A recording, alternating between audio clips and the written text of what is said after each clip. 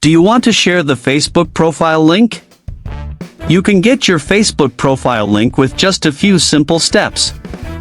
Before we begin, please like this video and subscribe to our channel for more tutorials and tips. I've also included some helpful tools and apps in the description, so be sure to check them out. To share your Facebook profile link, first, open the Facebook app on your mobile device. Once you're on Facebook, tap on the three-line menu icon or your profile picture at the top right corner of the screen. Now, tap on your profile name to go to your profile page. On your profile page, tap on the three-dot icon below your profile and cover picture. A new screen will appear. Copy your profile link by tapping the Copy Link button at the bottom of the screen.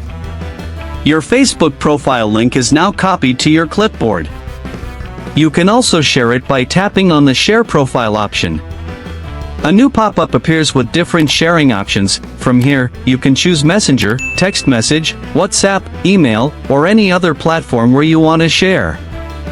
You can also directly copy and paste the link into messages, emails, or other social media platforms.